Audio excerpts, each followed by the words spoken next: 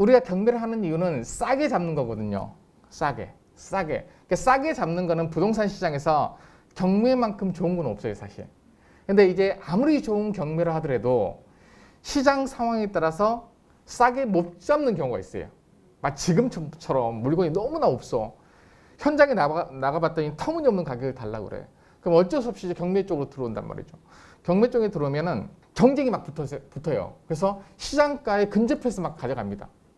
또 어떤 시장에서는 밖에 물건이 아주 넘쳤어. 아주 넘치는데 2010년, 11년 그랬어요. 아주 넘치는데 싸게 달라면 또 싸게를 안 줘. 왜냐하면 그 사람들이 샀던 금액이 있으니까. 그래서 무진장 또 경매 시장에 들어와요. 왜냐하면 시장에서는 내가 원하는 금액에 살 수 없어. 이 사람들이 본전 생각이 있기 때문에. 그러면 이 사람들, 이 경매 시장에 그 당시에 들었던 사람들은 경쟁이 저가 낙찰의 경쟁이 붙기 때문에 싸게 가는 거예요. 싸게. 근데 지금 시장, 경매 시장에 간다 하더라도 일단 잡는 게 목적이기 때문에 굉장히 이제 비싸게 물건이 팔린다는 거죠. 권리 분석을 하는 입장에서 봐야 될 때는 처음에 보시면 2019 타경 5098 이렇게 되어 있는데 이 타경이라는 건 이제 경매 부호예요. 부호인데 2019년에 경매 사건이고 이 경매 사건의 법원의 접수 번호예요. 이렇게 보시면 되고 주소가 나오고요. 아파트가 나오고 면적이 나옵니다. 이 면적은 전용이겠죠. 전용 면적이 나오는 거고 그 다음에 경매 개시가 2019년 3월 7일에 시작이 됐고 2019년 3월 7일 날 경매를 한다는 사실을 알리는 거죠. 채무자한테도 알리고 등기부 등본에도 알리고 그리고 그 이후에 2019년 12월 23일 한 10개월, 9개월, 10개월 이후에 첫 매각을 실시합니다. 이 기간 동안에 준비를 하는 겁니다. 준비를 거치고 3인이가 4, 5, 6, 7, 8, 9, 10, 11, 12 9개월 후에 경매가 진행이 되는데 이때 최저 매각 가격 이거는 이제 간평이 정해준 금액이겠죠. 17억이다 라고 했는데 이 17억이 이 3월과 12월 사이에 가격 변동이 있으면 이 금액은 시장 가격보다 높기도 하고 낮기도 합니다. 이건 누가 정하는 겁니다. 얘하고 얘가 정하는 거예요. 얘하고 얘가 정하는데 이 안쪽에 있는 내용, 이 내용은 경매로 들어가면 얘네 둘이 정하는 게 아니라는 거예요. 얘네 둘이 정하는 게 아니고 누가? 법원이 정하는 거예요. 법원이. 그러니까 법원이 등기부 등본에 있는 내용도 정하는 거고 법원이 세입자를 어떻게 할지도 정하게 되는 겁니다. 그 내용을 보는 겁니다. 그래서 우리가 임차인 사람과 문서, 등기부 등본을 배우게 됩니다. 근데 이번 시간에는 임차인은 배우지 않고요. 등기부 등본만 배우도록 하겠습니다. 등기부 등본만. 등기부 등본만 배워놓으면 나중에 경매뿐만 아니라 일반 매매 그리고 전월세도 잘할 수가 있습니다. 등기부 등본을 맨 처음 보면 이제 표제부라고 나와 있습니다. 표제부.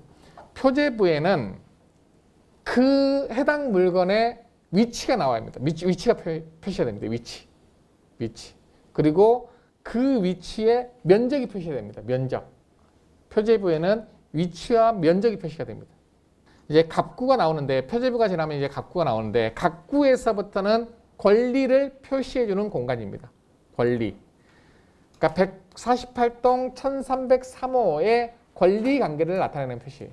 맨 처음 보존 등기가 최병준 씨로부터 시작이 됐었고 그 다음에 압류가 돼 있는데 압류가 말소가 돼버린 겁니다. 이건 이제 없어진 거예요.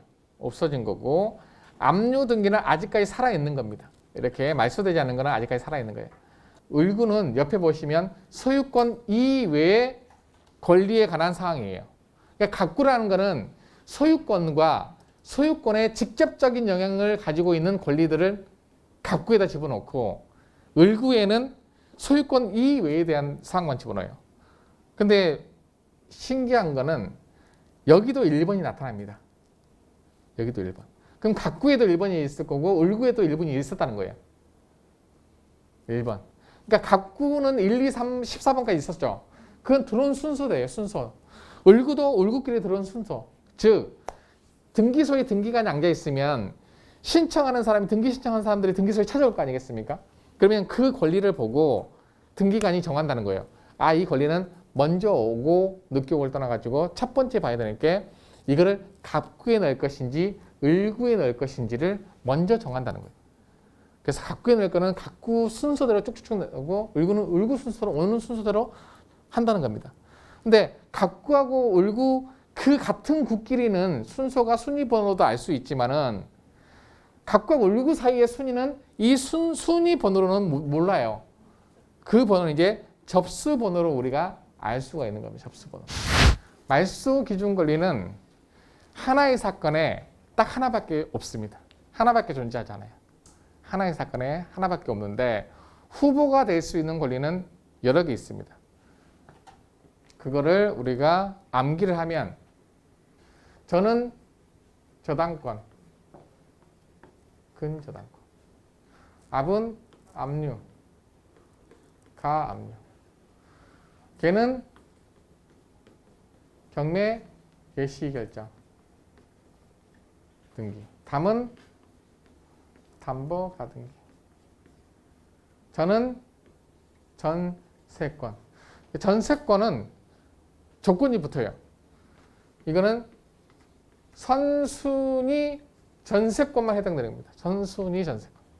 자, 이러한 전세권을 선순위 전세권이라고 불러요. 이러한 전세권을 후순위 전세권이라고 부릅니다. 후순위 전세권은 말소 기준 권리가 될 수가 없어요. 이제 가격에 대해서는 아까 이제 미리 한번 이렇게 말씀을 드렸어요. 지금 그 실제로 들어가서 손품을 팔 때 가격을 3가지로 가져가서 이제 물어본다라고 했는데 이제 컨셉이 4가지라고 했는데요. 실질적으로 3가지예요. 3가지 투자자와 입찰자를 같은 사람으로 보시면 돼요. 제가 가서 난 투자자잖아요. 투자자이기도 하고 입찰자 같은 개념으로 물어보시면 돼요. 제가 아까 경매 물건을 가서 사장님한테 사장님 저 이거 경매로 진행되는 물건이 뭐뭐뭐가 몇 동 몇 층에 나왔는데 혹시 알고 계세요? 보통 알고 계세요. 요즘엔 다 공개가 되니까 사장님 그 물건 제가 낙찰을 받아서 곧바로 매도할 생각인데 라고 물어봤잖아요. 이게 뭐예요? 물건을 사서 매도하겠다라고 제시를 한 거잖아요. 저는 이제 입찰자이기도 하고 투자자이기도 해요. 아니면 제시를 했을 때 그 물건을 하러 갔을 때 사장님 이 가격보다 좀 더 싼 매물들이 있나요? 내가 이제 생각한 금액이 나는 1억 7천으로 생각하고 입찰가는 1억 5천으로 생각했다라고 했는데 현장에 매물을 안 나왔었는데 사장님이 이거 급한 매물이 하나 있는데 라고 했을 때 그 가격이 1억 5천 5백이야. 그러면 그 금액을 내가 살 수 있는지를 판단을 해야 되겠죠. 근데 거기다가 내가 명도비를 240을 넣고 뭐 수리비를 얼마를 넣고 생각해서 하게 되면 일반 매매로 1억 5천 5백에 사는 게 다르지 않을 수 있잖아요. 그러면 나는 가서 그걸 살 수가 있는 거예요. 그래서 경매하고 일반 매매를 같이 한다라는 게 그런 개념이에요. 그래서 나는 호가만 보고 갔는데 현장에 갔더니 싼 매물이 있는 거야. 근데 내부도 좋아, 괜찮아. 이게 진짜 급하게 나온 매물이야. 세금 때문에 빨리 팔아야 되는 사람이야. 뭐냐? 잔금 조건이 빨리 치르는 조건이야. 내가 돈이 된다. 할 수 있잖아요. 그리고 경매보다 같은 가격이거나 나는 그래도 입찰해 본 다음에 사고 싶다. 그렇게 해도 입찰 한번 해봤을 때 내가 폐차를 했다. 사도 돼. 근데 그때는 없을 수도 있는 거죠. 그래서 내가 경매로 입찰했을 때 일반 매매도 같이 할 수 있는 시장이다라고 하게 되면 경매 물건과 경매 물건의 가격을 정하고 금매가를 잡을 수도 있다. 그래서 현장에 가셔서 투자자와 입찰자는 같은 개념으로 가시면 돼요. 기일 입찰표를 대부분 잘 써주셨어요. 요번에 그러니까 약간 보증금을 빼신 분들이 안 적으신 분들이 한 몇 분 계셨어. 그래서 저희가 쓸 때에는 여기 사건 번호로 쓰라고 했고 그 전에 보면은 저희 집행관 기한인데 우리는 서류를 다운받거나 이렇게 쓰다 보니까 칸을 띄워서 경북지방 뭐 포항 지원 이렇게 써가 집행관 기하라고 써달라고 했잖아요. 저희가 없을 땐 그렇게 쓰고 여기는 지금 대구지방법원 김천지원이었어요. 거기서 이거 받으니까 여기 인쇄가 다 되어 있어요. 보통은. 현장에서 쓸 때는 인쇄가 되어 있으니 별로 신경은 안 쓰는데 내가 그렇게 다운받아서 갈 때에는 칸을 띄워서 쓰면 된다라고 해서 명시를 해드렸거든요. 그렇게 하시고 사건 번호 쓰고 물건 번호는 있을 때만 쓴다 그랬죠. 가로치고 1, 2, 3, 4 있을 때만 쓴다. 없을 때는 안 쓴다. 그래서 여기는 안 쓰고 성명, 그다음에 전화번호, 주민등록번호, 그다음에 밑에는 주소. 보통 개인이 직접 갈 때는 여기까지 쓰시면 되는 거였어요. 그리고 입찰 가격과 보증금. 입찰 가격은 내가 쓰는 금액, 그리고 보증금은 입찰가의 10% 쓰신 분들이 생각보다 많았어요. 제가 보증금은 최저 가격의 10%, 그 정보지에 나와 있는 보증금 그대로만 가져가시면 됩니다. 그래서 수표 한 장 미리 끊어가세요라고 말씀을 드리거든요. 그러니까 이번엔 신건이었잖아요. 1125만 원인가 됐죠. 1억 1250이니까 1125만 원. 그것만 가져가면 돼요. 그리고 명도비를 최대로 많이 줘야 되는 사람과 아닌 사람을 이때 우리는 알고 있는 거야. 그런데 여기서 금액을 내가 정할 때, 입찰가를 선정할 때 명도비를 얼마를 주냐 안 주냐를 내가 이제 정해 보는 거예요. 근데 임장이라는 걸 가서 현장에 가봤더니, 임장을 가봤더니 이 소유자가 나갈 집을 이미 정해놨어. 빠르겠죠? 임차인도 나갈 집을 이미 정해놨다는 정보를 얻었어. 빠르겠죠? 근데 이 사람들이 무조건 배째라는 느낌으로 온다 그러면 우리는 시간이 조금 더 길어질 수 있는 거예요. 그래서 요거는 현장에 가서 점유자를 만났을 때 느낌이 와. 나 나갈 집이 있는지 없는지 우리 이렇게 질문을 해볼 수 있는 거니까. 집은 좀 나가실 집은 좀 마련이 되셨냐 이렇게 물어볼 수 있는 거잖아요. 보통 있는 사람들은 나가요 막 이렇게 얘기하는 사람도 있고 갈 집 없다고 돈 없다고 이런 사람들도 있고 막 이래요. 그래서 임장 갔을 때 약간 그런 느낌을 감안을 해서 얘를 조금 더 조절을 하는 거죠.